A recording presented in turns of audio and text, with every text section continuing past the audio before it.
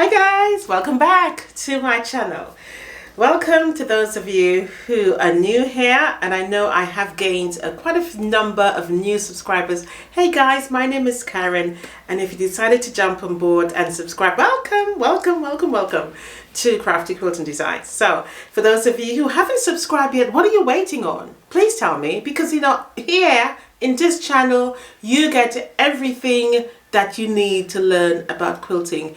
So before we get into this beautiful quilt, learning how to use this and just a few fat quarters, because I know you have them, I know you do.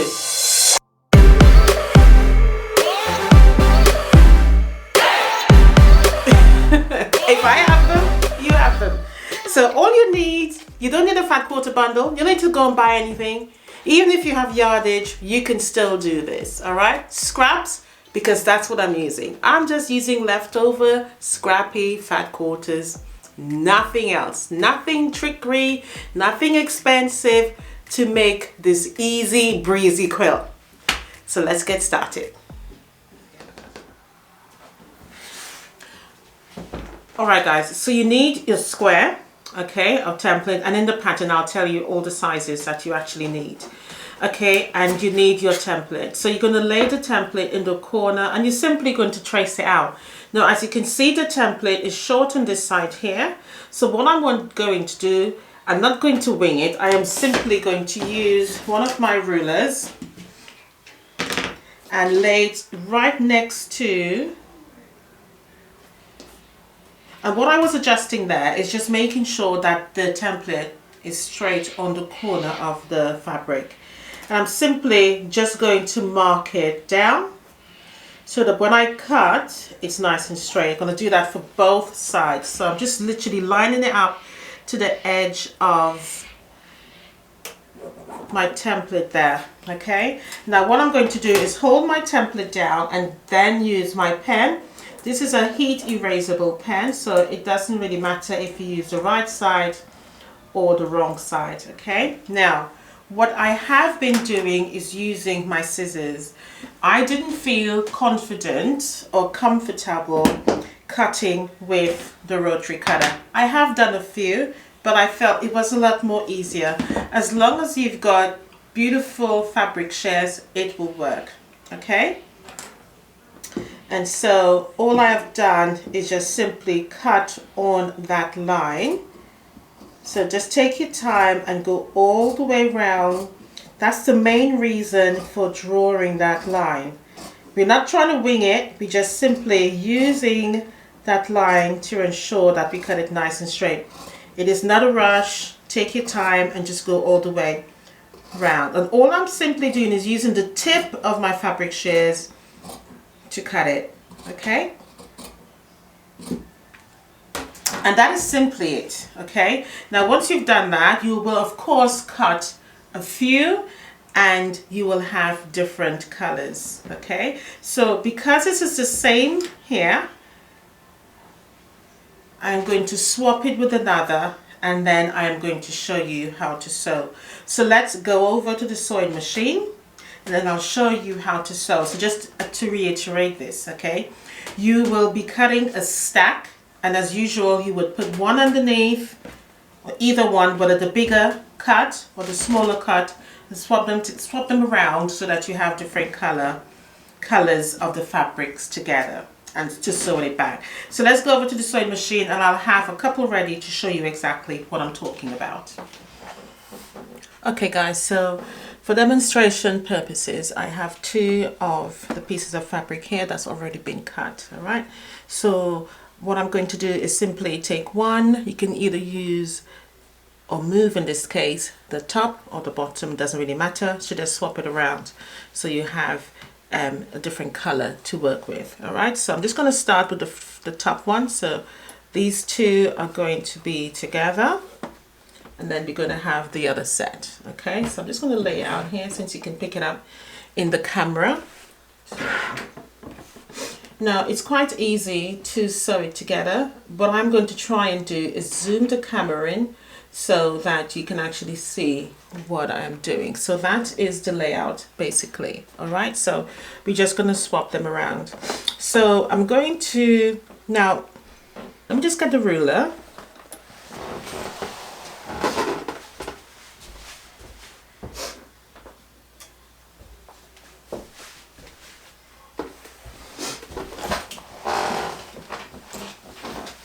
Alright, so as I stated, I am using the double wedding ring ruler, and this is the C template. But what I didn't explain before is that you can see the notches here, and that is where you use the blade to go in between so that you can cut little V's, I say V's, or little slithers of cut within the curve of the fabric. So you can use either curve. You can do it both ways. You can do it on the larger curve, right?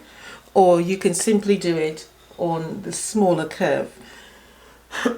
Excuse me. And the reason for doing that is so that you can line up each notch of slivers of cuts and sew it together. All right, but I haven't been doing that, in all honesty.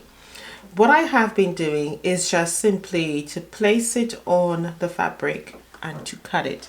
Now the block size doesn't necessarily change at all. Okay, what you will find is that the end of your C template cut is longer, and ideally it would be, because now we are on the bias. So when you are sewing this on, do not stretch this at all. Okay, so let's start. So all I'm going to do is simply place it on here. Now you can do it one or two ways. Because I know it is going to be long, I usually let it stick over or extend, I use the correct word, extend over about 1/4 inch. All right, and then I will sew it along there quite gently. Now you could either pin if you feel that it's not going to be secure on there. All right, now when you are sewing this, I would say to you to do not stretch the top layer of fabric. All you're literally doing is lining it up, and you are going to sew. I'm just going to put the needle down. Let me just check. I can see there is a little bit of a cord of a thread there. It'll only stop the presser foot from moving. So let me adjust that. There we go. Now I've also switched the light off on the sewing machine so that you can see it a lot more clearly. So again, it's front sides together, and I'm just placing the C template cut just slightly above as shown there. All right, and I'm going to start to sew. Now, as I said, I'm just going to zoom in a little bit so that you can see it before I start, and hopefully I get this angle really good. So I'm just going to give it a couple of stitches to hold it down. All right, and I'm just going to zoom in. All right, so I've zoomed in now, and hopefully you can see that clearly. And what I have done is simply line up the 1/4 inch seam right along there as normal. Okay, and I'm simply just going to sew as normal. Now, don't rush this. It is a slow process, but once you get the hang of it, you're going to sail through them quite easily. So just take your time, and the objective here is to hold this one. You're using both hands. You're not going to just use one hand to do this. All right, so just look at the placement of where I'm putting my hands, and then, or my fingers in this case, and just sew. Now just take your time and align it properly. It is not a race. And this hand is really sort of doing the guiding to make sure that it stays together. All right, and you just simply work the fabric as you go. That's it. So just don't stretch. You're just placing it down. You're still using a 1/4 inch seam. As you can see, my guide is there on the needle. Let me just get my little scissors there. My guide is there still guiding me. I am not extending through that. And all I'm doing is just, I'm doing that with the fabrics. I'm twisting them so that it aligns properly. That's all I am doing. Now, as I said before, if you feel not confident, you can use the nudges, on the fabric and just simply use your scissors and just snip in between. That's all you're going to do. You can do that on both top and bottom layer. You line them up, and then you would be simply lining up the slits. So in that case, you wouldn't miss it. But it's a step that I have missed that I don't think I necessarily need. Okay. So that's all I am doing. I am not stretching at all. I'm just simply taking small amount of stitches each time. And I am simply just following it around. I'm not stressing myself about it at all. It is relatively easy to do. And the block comes together very quickly. This is literally the only cutting you are going to do. So there isn't, I suggest that you can simply just take your time and do this. It is not a big deal. And just simply go around slowly. And notice every time I'm stopping and adjusting.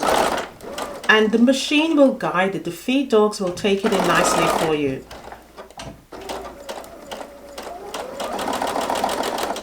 Okay. Now, I have been chain piecing, so I'll do another one. So again, I take it and I line it up. Just slightly above it because I know it's going to be longer. You can start right to the end. That is not a problem, but I have chosen just to let it stick out a little bit. Okay. Now, because I am a creature of habit in the sense that whatever I started doing and it works for me, I will continue that throughout. So that's the only reason I've worked with it that way, because the first one, I put it on edge to edge, and to be honest, it doesn't make any huge difference, but I just like to stretch it out because I know that it's going to be longer. Because as I said, we are sewing on the bias, so we've opened out the fabric and it's a lot more lengthier. You've gained a little bit of length here, but just take your time and sew this round. And as you get the hang of it, it comes around very, very quickly. As you can see, I'm just literally zooming through.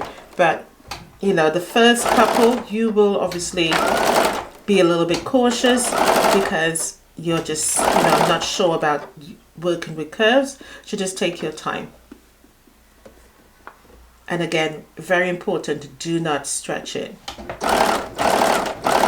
Just really take your time, go around the curves.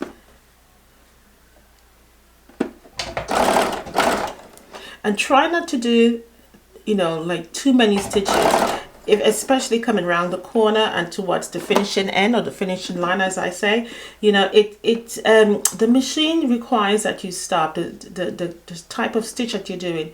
Because you're sewing on a bend, it will require you to stop and adjust. So just do small stitches as you go and you will get there. Right, so I'm going to show you the extent of the fabric and then you'll understand why there's no need to start right at the top. So as you can see there, you see all that length you've got there. All right, so even on the first one, let's separate that and you'll see it as well. So you've got a bit of a extension there. Okay, so and if you open it back out, you've gotten back your original square. All right, so let's press this open. And what I have been doing, so I'm going to explain the pressing now. I'm just literally pressing it towards the darker color as you would normally. Okay. All right, so let's press and then lay them out and I'll show you some variations to this layout.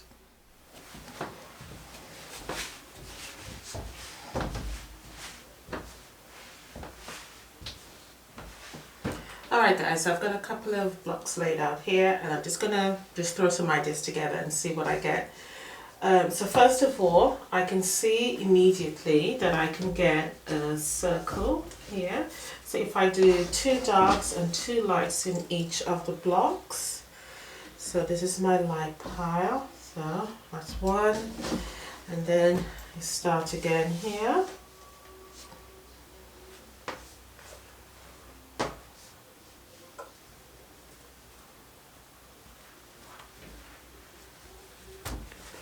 So that's that. Doesn't really matter at this stage which block I actually pick up. It's strange, I've picked up the same couple ones here. That's very interesting. Yeah, so hopefully what I will do is move the camera so you can see a better shot at it, but hopefully you can see what I'm doing there. So at this point, as I said, I'm just putting lights against lights, darks opposite each other. Okay, so just both. I'm just trying to mix them up basically. So that's one idea for a layout. I'll do the corner up there as well. Let's see what I get. So put that dark there.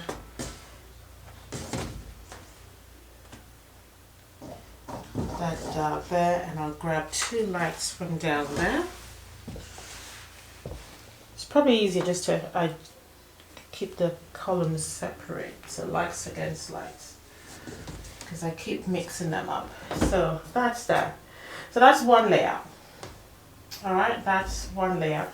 I don't particularly like that, to be honest. It doesn't look very creative. I'm sure it'll be fine if I were to add on another, say there, and another there. Let's extend it. Let's do it properly and see what actually happens. Let's fill in the ends. So I do that there. It does get a bit tricky because I have to keep thinking of what I'm doing. So as it is, it looks fine there. The circle does look all right, I'll give it that. But I just think probably there's an option for more layouts. As I said, I'll pick up the camera and show you. I mean, as I'm watching it from a different angle, it does look good. I will give it that. I will definitely say that it does look good. So that one there, and that there, that there, and I'll finish with a dark there. Okay, and by all means we'll have to move it around because some of the colors are definitely next to each other. That looks nice. Yeah, it looks all right. I'll give it that. It does look all right. With this particular layout, to me, it just leaves this side here unfinished, and so for me it will be like a cut off of the layout. It will look cut off. So if I bring this up here, it would look like that. Yeah, it would look unfinished. I would need to make 1, 2, 3, 4, 5 more, which I'm not sure that I can actually do that, because obviously I'm working with scraps here, so I don't think I'll be able to do that unless I join fabrics together to make the square. But as it is, it looks nice. Looking at the camera, it looks really nice actually. I take it back where I said I didn't like it. I do like it looking at that, but as I said, I'll have to do another. If I do decide to go with this one, obviously I will have to somehow grab fabrics from somewhere to make another 1, 2, 3, 4, 5 blocks. Okay, but let's try another layout. This is what I'm actually thinking in my head. So if I go that way, so all I'm doing is turning the top blocks for now. So I want all of them facing one way. Right, and let me think this through carefully, and I want the bottom one going towards me. So this way. Is it? No, this way. I want it curved towards me. Lovely, that's it.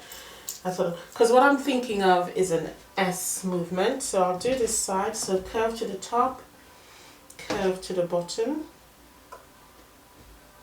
Right, curve to the bottom, curve to the top.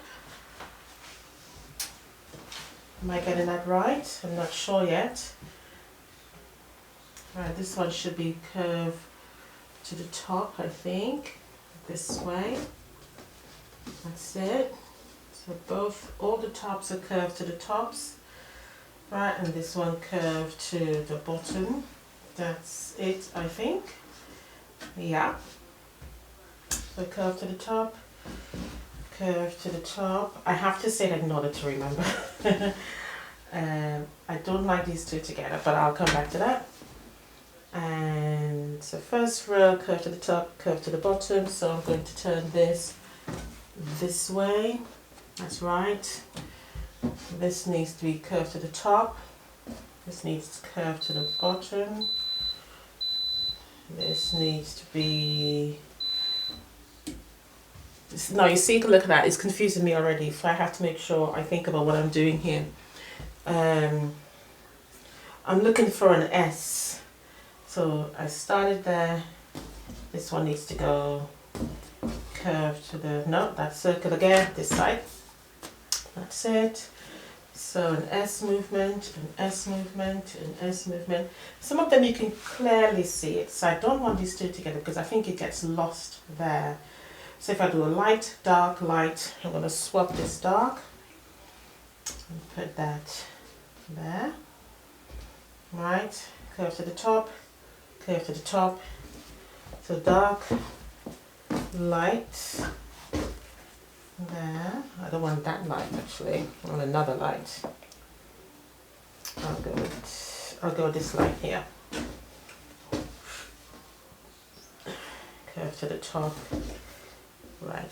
So it's going to be a dark curve to the top. I'll explain to you what I'm doing once I'm finished. Hopefully you're getting the idea what I'm doing here. I'm looking for an S movement. So curve to the top, curve to the bottom. Curve to the top, curve to the bottom. Yeah, that was right in the first place. So I need a light there, curve to the top. Okay, and for the ends, hopefully you can see the change. For the ends of the curve to the top, I'll walk around.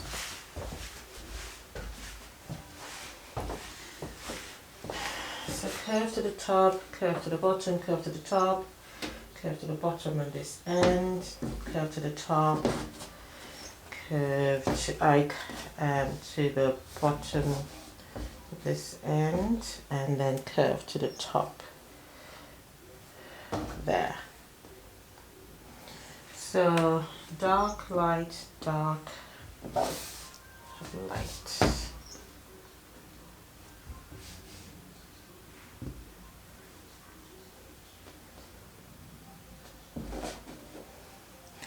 Alright guys, so hopefully you can see what I am looking at. So hopefully you can see the S movement. I'm not sure if I did it on this side here. This one is wrong. And with this, you really have to double check. This one should be curved to the bottom this way. It can be very tricky. No, this way. That's it. Very tricky. So, and that's it. Yeah, that's it. Yeah, that's it. That's it. I think I've covered that one. That looks nice. I do like this one. I mean, I have to always look at it from the phone just to make sure I get it right, because I see it better on my phone. I take a picture and look at it. So that is what it looks like on the phone. So that's what it looks like on the phone there. So I'm liking it in that shot there. All right, so that's the second way.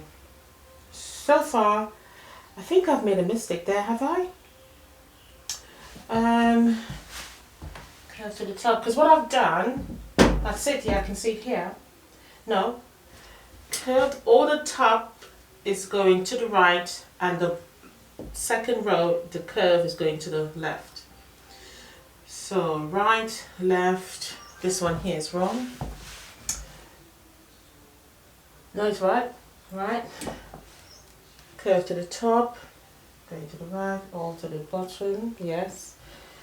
Yeah, no, it's fine. No, it's fine. So, okay, so that's one way. Another way, I should say.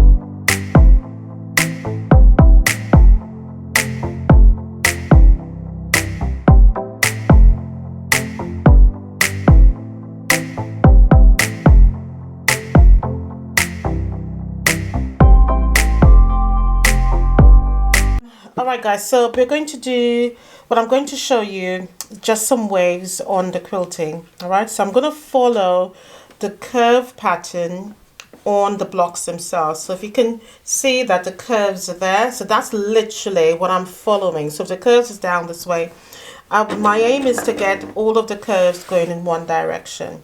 So all I'm doing is doing wavy lines because the quilt is called waves.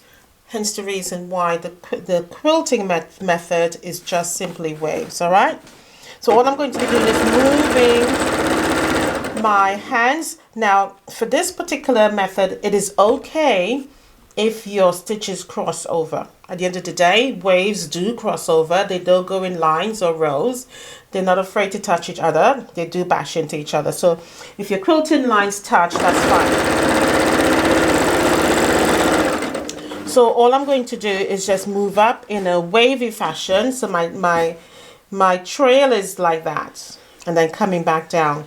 I am not trying to cover the whole curve at once. I am coming down, stop in the middle, and go up again. And then when I come back down, then I will continue the previous line. I hope that makes sense.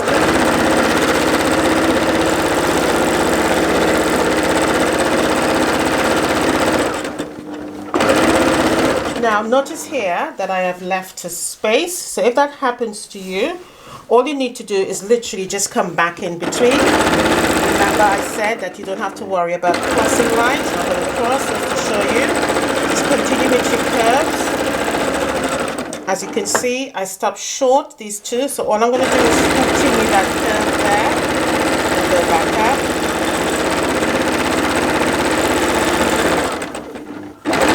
Now because I have an unfinished space here, if you want to elongate it into that spot, you can. Just join in your waves here to there.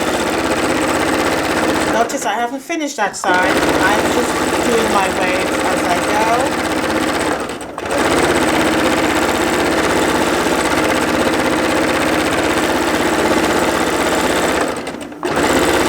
Just wiggle.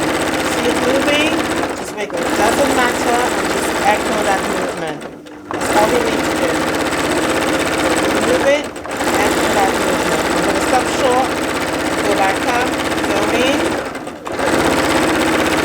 and just continue. Notice I've left a space there. I'm going to come back in, make my winds in. Doesn't matter if I cross over. And just continue until the whole place quilted. Alright guys, so we're going to do the borders now, and I'm going to do serpentine-ish lines that still looks wavy to complement the balance of the quilt. So I've stopped here where the border joins, so I'm going to go down here just to create that sort of triangular pattern in the corner there. What I don't want to do is just go straight across and you see a blunt finish to the serpentine line. So I stop there and I'm going to continue there so that I can make that nice curve around the corner. So what I'm looking for this one is that I'm doing S's. So I'm touching, waving and coming back down. Just touching, waving and coming back down. So basically I'm doing a long S or a snaky S and just following the lines, touching back again. Alright, so let's have a go. For this one, I wouldn't advise you to cross over because you really need it to be separate in order to see the shape. And notice how I'm angling that needle towards there so that I can achieve what I want.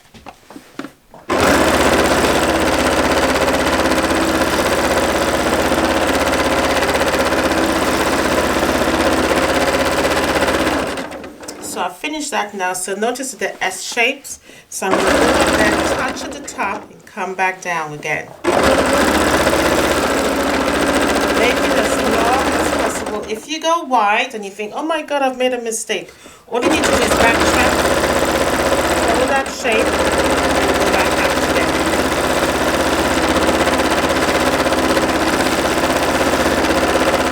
The only objective here is to remain consistent in between the spaces.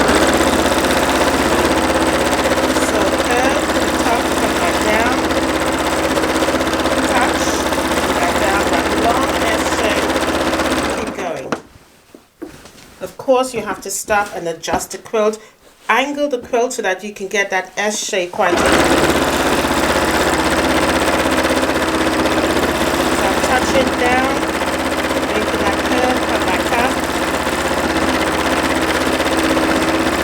Notice that S shape all the time. So when I'm touching and coming back down. Going over, I'm stretching, come back, following this line here. So when I come down to the bottom, I'm curving round. When I go to the top, all I'm doing is dragging it along the top, coming back down, drag along the top.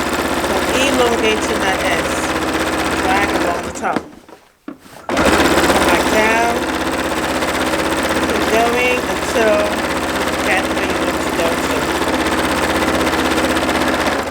to. Done. All right, so I'm going to show you the completed quilt now.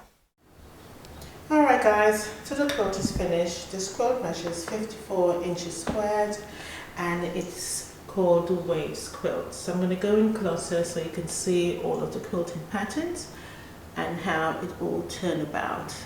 Okay, so on the edges of the inner border, as you know, I did the serpentine lines and those has come together really nicely. In the pattern for the blocks, I did wavy lines to emphasize the movement of the pattern on the quilt itself. It looks really, really beautiful. On the borders, the final border, I did just wavy lines again, but I did it horizontally. Okay. Now for the quilt pattern itself, I think it went very easily. I really had fun making this quilt. It's a beautiful, simplistic size and it works. I use scrapped fat quarters, so leftover fat quarters that you have. You can also use yardage as I stated. On the binding, now I was a bit unsure as to what binding color I really wanted to use, but I was thinking about it and it came to me while I was in bed. I woke up very early and it just flew into my memory. And I remembered that I had sort of a holiday, I wouldn't say holiday, but a floral print of leftover fabric, and I thought that will work really beautifully because it'll give a nice pop of color on the edges for the binding, and I think it works absolutely really well. My only slight concern, and you share with me what you think, is that probably, I'm not sure if I actually continued the waves at the end here. Looking from this angle, it surely does look that way. Really, really nice. But I felt probably, as I'm looking at it, probably I should have turned the block around so that the larger area continued with the waves. But it looks fine because what I was aiming at was the curve to the right and then the bottom to the left. So that is what I continued. But it looks really nice. I'm not going to say it doesn't. It looks really beautiful. Love the colors that I used. I just worked with lights and darks, but it really did complement it really nicely. I'm really pleased with the outcome of this quilt. On the back, I did a piece border also because I didn't really have much left over and you only see one part. Let me just turn it the other way so that you can see it. So there it is. So again, the whole thing was really used up, left over, and I think it's a good idea to do that. But the piece backing was nice. I liked it. Again, it complemented the tone. There's lots of blues. As you know, I like blues in my quilts. But overall, really lovely, lovely quilt. I love the quilt pattern. I think it works really well for this quilt. And guys, it came about very quickly. The quilting was done literally in a few hours. It didn't take me long at all. So tell me what you think about this quilt. Do you think this is something you can make? I would of course leave the template inclusive with the pattern for you in case you haven't got that template to use from the double wedding ring. If you haven't got it, but the template will be there. Alright guys, so do like and subscribe if you're new here. Welcome again to my channel. and I hope that you have enjoyed this tutorial. So bye for now, happy quilting, and I'll see you in the next one, guys. I'll give you a wave. Bye guys.